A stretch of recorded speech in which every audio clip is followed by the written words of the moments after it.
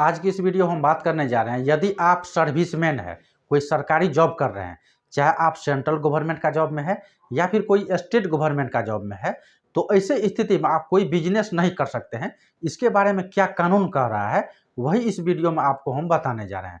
तो बिना स्किप किए हुए वीडियो को आखिरी तक देखिएगा ताकि आपको पूरा नॉलेज हो जाए। ठीक है, तो चलिए सबसे पहले हम लोग नियम का बात कर लेते हैं कि ये जानकारी हमें कहाँ से प्राप्त हुआ है, क्या नियम है। तो नियम में सेंट्रल सिविल कंडक्ट रूल 1964 का जो रूल नंबर 16 है, यानी कि रूल नंबर 16 है, उसमें ये बात स्पष्ट कहा गया है, यदि कोई गवर्नमेंट एम्प्लॉय है, चाहे वो सेंट्रल गवर्नमेंट का हो या फिर कोई स्टेट गवर्नमेंट का हो, तो वो व्यक्ति सट्टा नहीं लगा सकता है। सट्टा आप लोग जानते होंगे, ठीक है। साथ ही साथ वो शेयर मार्केट में पैसा को इन्वेस्ट नहीं कर सकता है, साथ ही साथ स्टॉक मार्केट में भी पैसा को इन्वेस्ट नहीं कर सकता है। और बहुत सारा अभी जो ऑनलाइन गेम आया हुआ है मार्केट में, आप लोग भी शायद जानते होंगे, उस गेम में जैसे आप 10 रुपया लगाए, ठीक है, यदि आप जीत जाते हैं गेम तो आपको 15 रुपया दिया जाता है। इस टाइप का कुछ गेम है, ये भी सट्टा के अंतर्गत ही आता है, जो भी ऑनलाइन गेम वगैरह है। तो यहाँ पर वो पैसा नहीं लगा सकता है जो सरकारी सर्विस में है। साथ ही साथ स्टॉक मार्केट में जहाँ पे सेल परचेज किया जा रहा है, ठीक है, इसको बिजनेस के अंतर्गत रखा गया है। जो भी आप कुछ खरीदते हैं या बेचते हैं ऑनलाइन, उसको बिजनेस के अंतर्गत रखा गया है।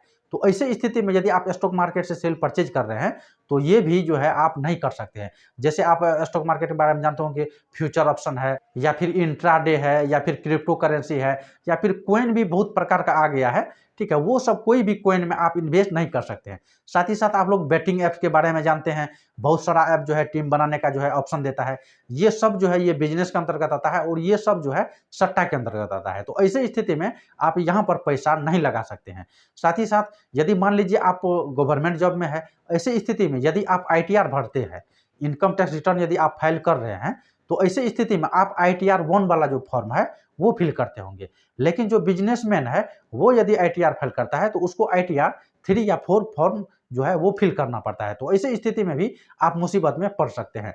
साथ ही साथ आपको बता दें, मान लीजिए जैसे आपको इस बारे में जानकारी है, शेयर मार्केट के बारे में या फिर स्टॉक मार्केट के बारे में, ऐसे स्थिति में आपका जो सैलरी है, आप जो अर्न कर रहे हैं, वही पैसा मतलब आप अपना फैमिली में कोई मतलब दूसरे व्यक्ति के नाम से इन्वेस्ट कर रहे हैं, तो भी ऐसे स्थिति में आपको समस्या हो सकता है।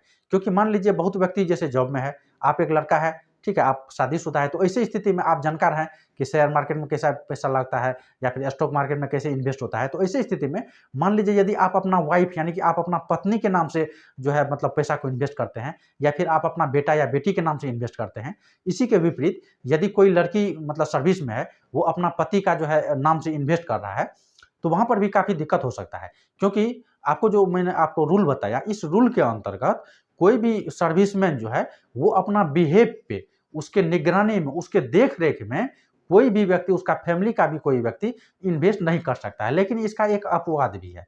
अब मान लीजिए जैसे आप लड़का है, आप सर्विस में है, लेकिन आपकी पत्नी जो है उसको जो है प्रॉपर नॉलेज है, अच्छा खासा नॉलेज है शेयर मार्केट का, स्टॉक मार्केट का। तो ऐसे स्थिति में आपका जो सैलरी का पैसा है, वो पैसा वो इन्वेस्ट नहीं कर रही है, ठीक है, वो खुद से अर्न की हुई है, वो पैसा को वो लगा सकती है। लेकिन यहाँ पे कंडीशन ये है कि आपका फैमिली का जो भी मेंबर यहाँ पे इन्वेस्ट कर रहा है, उसको उसके बारे में प्रॉपर नॉलेज होना चाहिए। ऐसा ना कि वो सिर्फ अपने नाम से लगा रहा है, लेकिन सब गाइड आप ही कर रहे हैं, आप ही की निगरानी में हो रहा है। तो ऐसी स्थिति में आपको काफ़ी समस्या हो सकता है। साथ ही साथ हम बताएँगे आपको आगे ये भी कि यदि आपके फैमिली में कोई व्यक्ति इन्वेस्ट किया है आपके निगरानी में, तो ऐसी स्थिति में आपके पास कौन-कौन सा कानूनी उपाय है, वो भी हम आपको बताएँगे। तो आप वीडियो में आखिर तक बने रहिए। तो ऐसी स्थिति मान लीजिए जैसे आप अपना पत्नी के नाम से ही जो है मतलब इन्वेस्ट किए हुए हैं, तो यदि इन्वेस्ट कर दिए हैं और उसके बाद ये वीडियो देख रहे हैं, तो ऐसी स्थिति में जो भी इन्वेस्ट किए हैं उसको आप वापस ले सकते हैं। साथ ही साथ इनकम टैक्स रिटर्न में भी ये दर्शाना बहुत ज़रूरी है।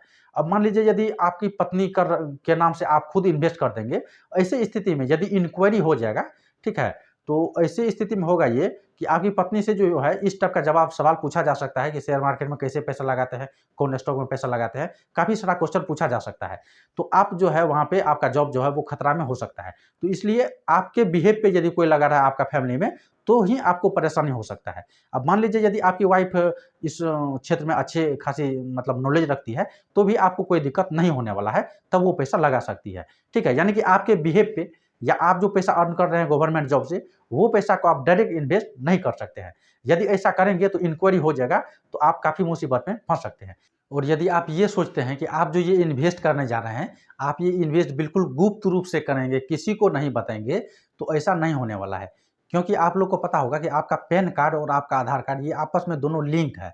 तो ऐसे स्थिति में इनकम टैक्स विभाग जो है, वो ईज़िली आपको ट्रैक कर सकता है कि आप कहाँ इन्वेस्ट किए हुए हैं। ऐसे स्थिति में हो सकता है, अभी वर्तमान में आप इन्वेस्ट किए हैं, 10 साल या 20 साल के बाद भी आपके ऊपर गाज गिर सकता है। तो इसलिए आपको सावधान हो जाने का आवश्यकता है। अब चलिए हम लोग बात कर लेते हैं कि एक सर्विस होल्डर वो अपना पैसा को आखिर कहाँ लगा सकता है, ताकि उसको कोई दिक्कत ना हो। तो देखिए, जैसे मैंने आपको जो इन्वेस्ट के बारे में अभी तक मैं जानकारी दिया है, ये इन्वेस्ट में यदि आप इन्वेस्ट करते हैं, ठीक है?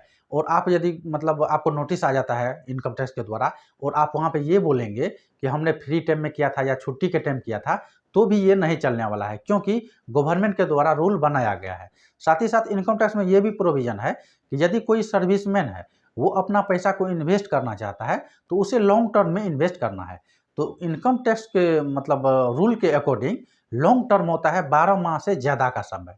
यानी कि 12 मंथ से ज़्यादा का जो समय होता है, जैसे आप 13 माह के लिए कर दीजिए, 1 साल से ज़्यादा समय के लिए यदि कोई आप इन्वेस्ट करते हैं, तो इसी को इनकम टैक्स डिपार्टमेंट के द्वारा लॉन्ग टर्म कहा जाता है, लंबे समय कहा गया है। तो आप यदि इन्वेस्ट करते हैं, जैसे आप म्यूचुअल फंड में पैसा लगाते हैं, तो यहाँ पे कोई रूल का मतलब उल्लंघन नहीं हो रहा है। तो आप म्यूचुअल फंड में पैसा लगा सकते हैं और लंबे समय के लिए लगा सकते हैं। लंबा समय का मतलब 12 माह से ज़्यादा समय के लिए। साथ ही साथ यदि आप अपने नाम से डीमैट अकाउंट भी ओपन करेंगे, तो यहाँ पर भी आप ईज़िली पैसा लगा देंगे, तो कोई दिक्कत नहीं होने वाला है। एक सर्विसमैन को कहाँ पैसा लगाना चाहिए और कहाँ पैसा नहीं लगाना चाहिए, इस विषय मैंने पूरा जानकारी देने का प्रयास किया है। फिर भी यदि वीडियो से संबंधित आपको कुछ पूछना है, तो आप नीचे कमेंट करके पूछ सकते हैं।